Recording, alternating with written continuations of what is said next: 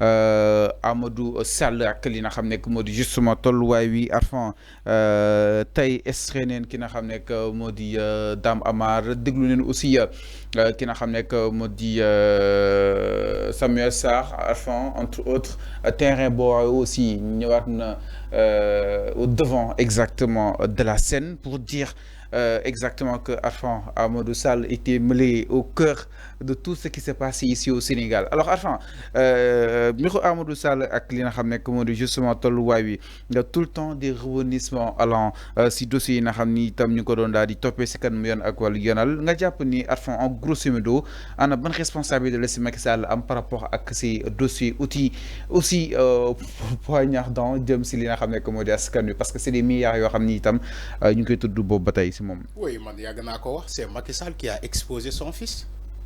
Il n'a pas retenu la leçon de Ablaye Wade. Macky Sall moom moo fi doon topp doom Ablaye Wade Karim Wade ba mu jàpp ko yóbbu ko kaso parce que dafa mere woon comment dirais-je du fait que Ablaye Wade jox des fonctions de ministre ministériel à son enfant Macky Sall loolu daf ko métti woon quand Macky Sall était au PDS avec le fils de Ablaye Wade Karim Wade mais Macky Sall et Karim Wade ñoom ñoo doon signé yeneen les dossiers majeurs ñoom ñoo ko doon signé ñoom ñaari mais Macky Sall dafa dem ba jàpp ni que Ablaye Wade dafa jël doomam teg ko ci kawam en tant que premier ministre moom Macky Sall premier ministre dafa yaakaar ni que Ablaye Wade dafa jël doomam teg ko ci kawam. On s'en souvient aussi du sommet de l'OCI. Le sommet de l'OCI. Donc Macky Sall n'a pas retenu la leçon ci Ablaye Wade. Le fait que ñoom ñu lié ñu jël état ak famille lié ko gis nga erreur gënul weesu loolu. Quand un président de la République mêle sa famille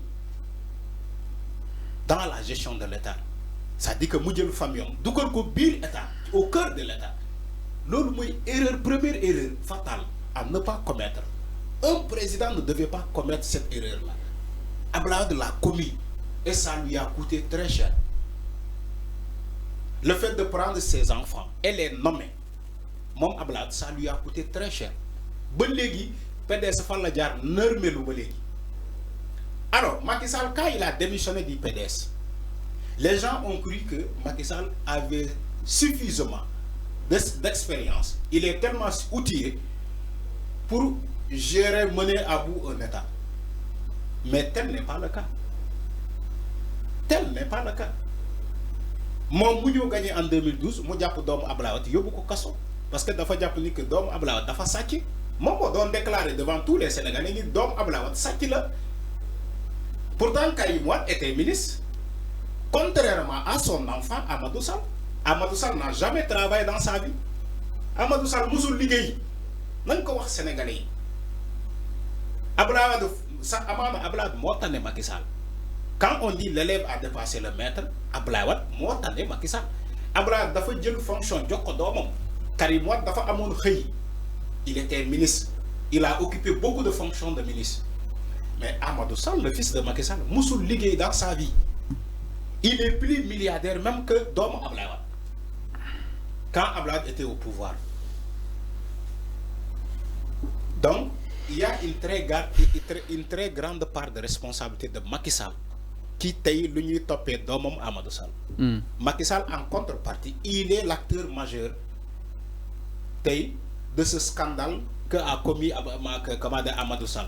moom moo ko lor. Non, Macky Sall moo ko lor. Macky Sall moo jox doomam ay terrain yoo xamante ne moom Macky Sall moomul terrain yooyu.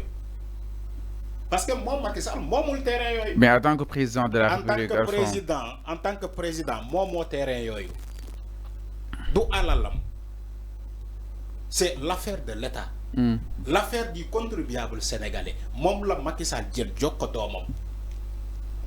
lu ñëpp bokk. lu ñëpp bokk c'est des terrains supposés appartenant à tout le monde tous les Sénégalais Macky Sall jël terrain yooyu jox ko Amadou Sall.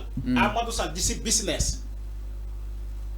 Amadou Sall di si business ci terrain sénégalais yi ba nekk milliardaire yow tantôt tu as cité de la BOA des Almadies alors BOA des Almadies kan moo ko moom Macky Sall moom BOA des Almadies pourquoi Amadou Sall di jël terrain yooyu BOA des Almadies di ko jaay mais il faut écouter Serigne Saliou Gueye de Yoor-Yoor. Il a tout détaillé. Il a détaillé le dossier de la BOA des Almadies. Serigne Saliou Gueye.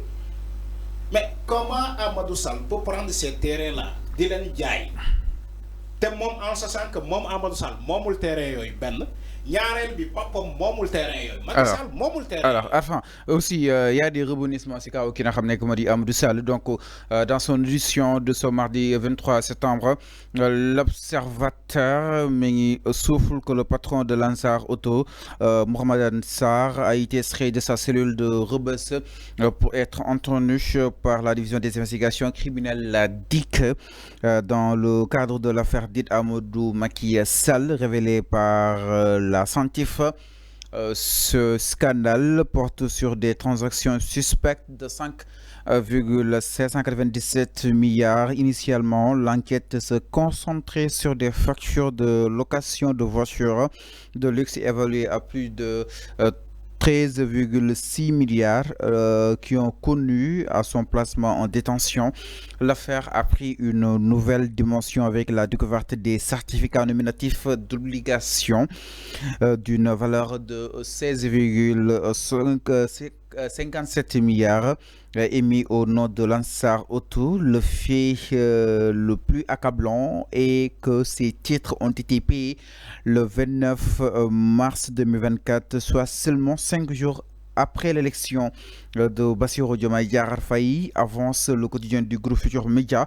Donc la même source rappelle que le parquet financier a ouvert une information judiciaire pour des chefs d'accusation incluant le détournement de deniers publics et le blanchiment de capitaux. Cette affaire qui implique directement Amadou Macky Sall, fils de l'ancien président, pourrait révéler d'autres ramifications.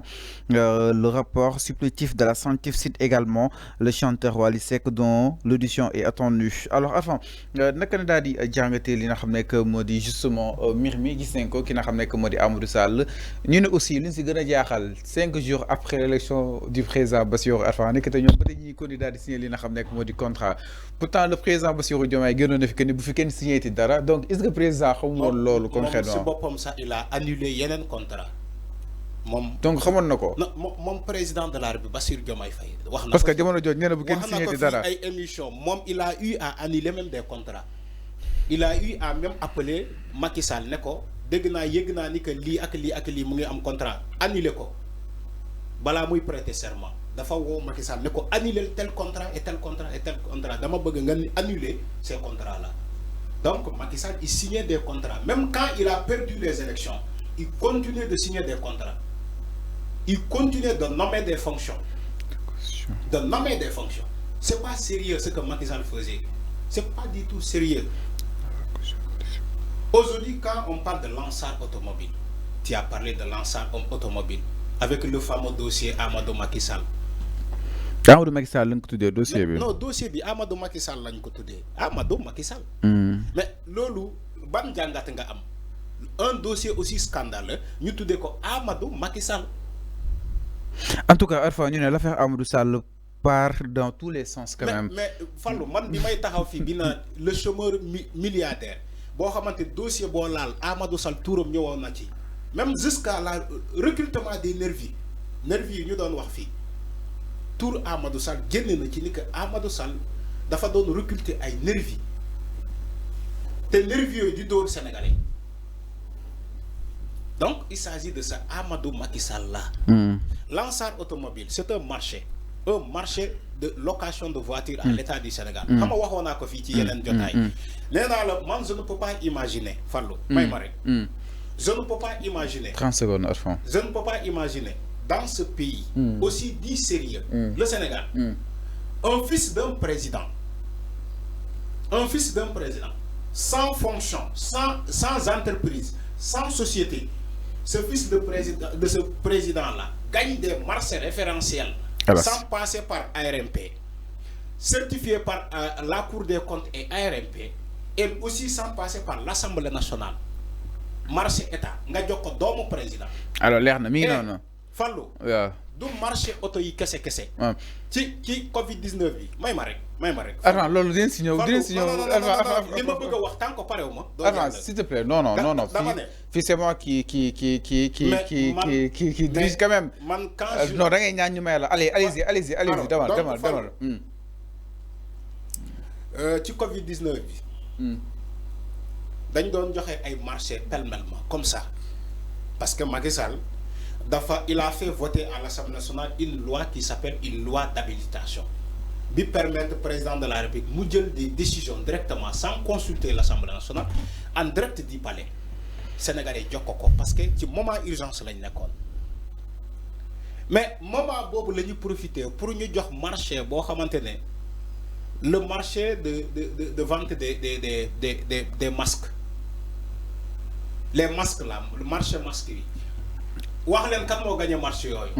Mais aujourd'hui on cite des fils de ministres demal nga laaj Amadou Sall ak Ibrahima Ba doomu Amadou Ba ñan ñoo gagné woon. marché nous y revenons. te kan moo leen jox marché boobu. alors nous y revenons en détail loolu beneen débat la dëgg la beneen débat loolu alors mi ngi noonu par rapport ak mbiru ki nga xam ne moo di justement Amadou Sall si kanamu yoon ak wàllu yoonal exactement alors parlons tout à fait autre chose dans ce talk matinal.